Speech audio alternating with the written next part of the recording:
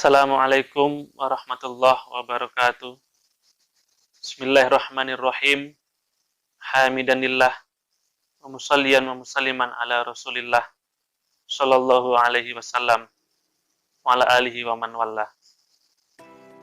Saudara-saudaraku yang dirahmati Allah dimanapun Anda berada, saya Zulhaq Riza Syahrun Ni'am, penyuluh Agama Islam Kabupaten Tulung Agung.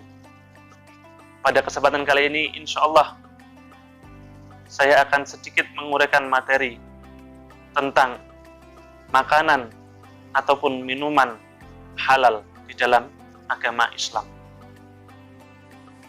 Saudara-saudaraku yang dirahmati Allah, dimanapun Anda berada, di dalam syariat Islam, Allah telah memerintahkan kita untuk makan ataupun mengkonsumsi makanan ataupun minuman yang halal,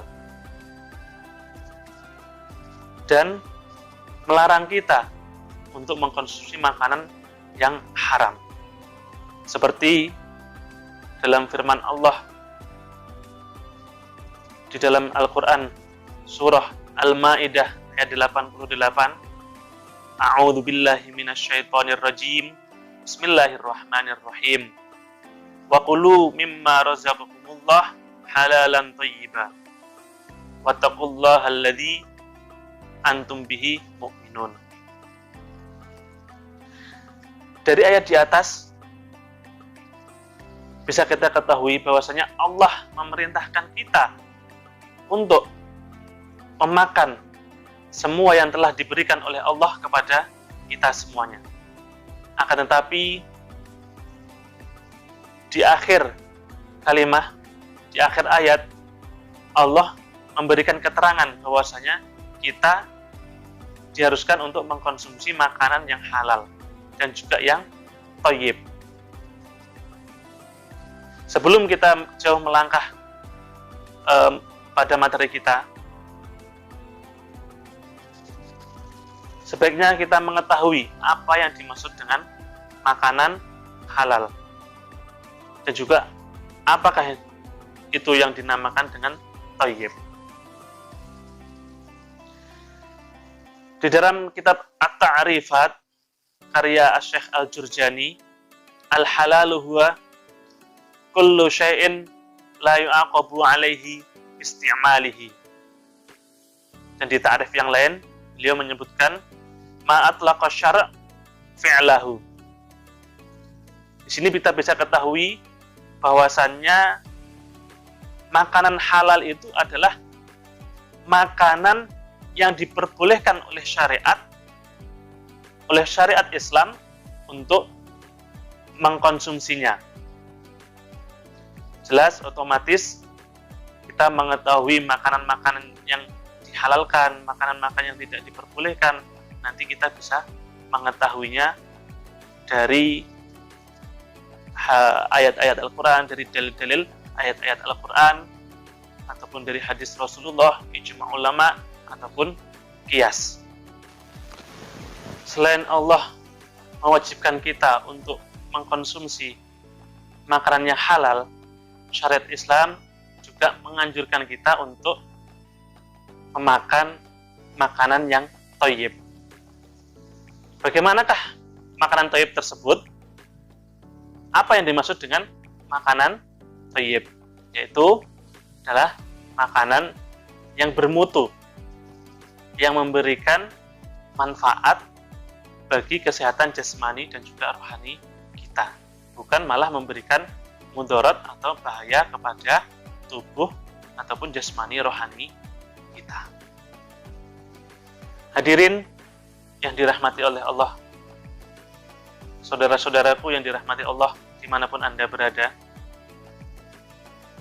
menurut Majelis Ulama Indonesia, makanan halal itu bisa dikategorikan menjadi beberapa poin. Poin yang pertama adalah makanan halal secara zatnya.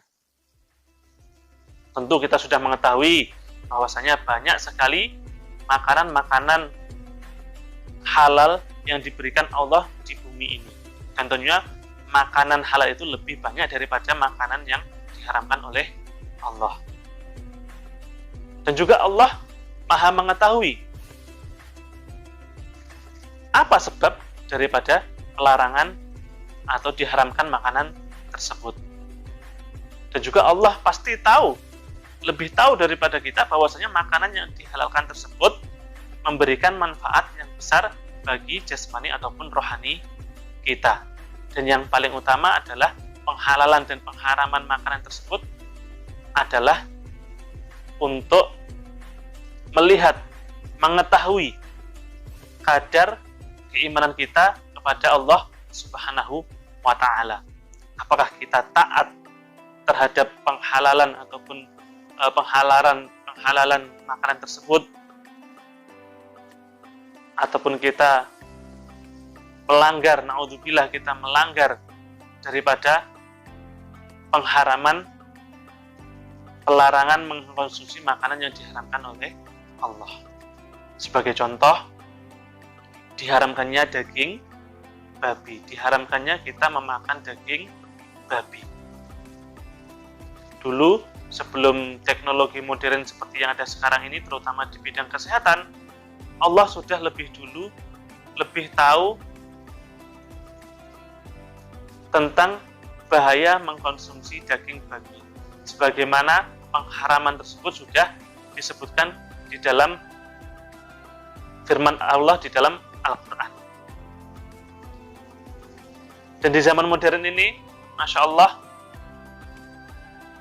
terbukti bahwasanya pelarangan memakan ataupun mengkonsumsi daging babi dikarenakan karena banyaknya zat-zat ataupun bakteri-bakteri yang ada di dalam babi itu bisa membahayakan tubuh ataupun jasmani dan rohani kita.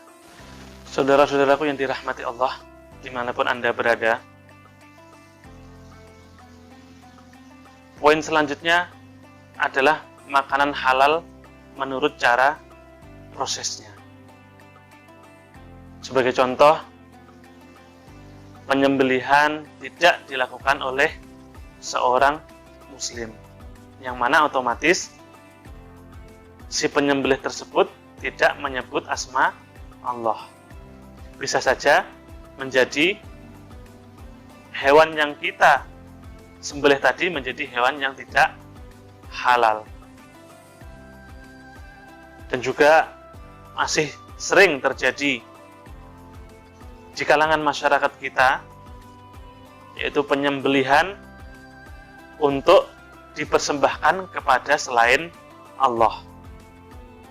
Misal untuk sesajen, naudzubillah, kepada berhala, sesajen kepada makhluk gaib, maka hewan yang digunakan atau dipersembahkan untuk selain Allah, bisa saja hewan tersebut atau makanan tersebut menjadi makanan yang tidak halal. Contoh yang lain penting untuk kita perhatikan ini, terutama di tempat pemotongan hewan, yang mana mungkin saja di tempat pemotongan hewan tersebut juga memotong hewan yang haram. Maka apabila terjadi seperti itu, kita harus perhatikan hewan tersebut dipisah.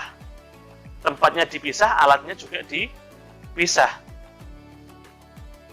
Apabila terjadi misalnya alat yang digunakan untuk menyembelih hewan yang haram, kemudian setelah itu dipakai untuk menyembelih hewan yang halal, maka bisa saja zat haram tersebut masuk ke dalam hewan yang halal. Dan akhirnya hewan yang halal bisa saja menjadi tidak halal. Maka harus diperhatikan alat dan juga tempatnya apabila tempat pemotongan tersebut terdapat pemotongan hewan yang haram dan juga yang halal. Saudara-saudaraku yang dirahmati Allah dimanapun Anda berada, di poin yang terakhir adalah bagaimana cara memperoleh makanan tersebut. Kita sebagai seorang muslim haruslah memperhatikan Dari mana makanan yang kita peroleh? Makanan yang kita konsumsi. Makanan yang kita berikan kepada keluarga kita. Makanan yang tidak halal sangatlah berpengaruh buruk, berpengaruh negatif terhadap kehidupan spiritual kita. Sebagai contoh, apabila kita memakan makanan yang tidak halal, itu bisa menjadikan hidup kita tidak tenang. Kita tidak pernah merasakan kepuasan di dalam kehidupan. Kita tidak pernah bersyukur terhadap apa yang diberikan Allah Subhanahu wa taala kepada kita. Dan yang paling berbahaya adalah naudzubillah, ibadah kita, doa kita tidak diterima Allah Subhanahu wa taala. Maka di akhir penjelasan ini saya ingin menyampaikan sedikit manfaat kita mengkonsumsi makanan halal, yaitu untuk mencari ridha Allah Subhanahu wa taala. Seperti yang sudah saya sebutkan di awal video, yaitu di Al-Qur'an surah Al-Maidah ayat 88, wattaqullaha alladzi antum bihi mu'minun. Bertakwalah kepada Allah yang mana kepadanya kita beriman. Demikianlah yang bisa saya sampaikan.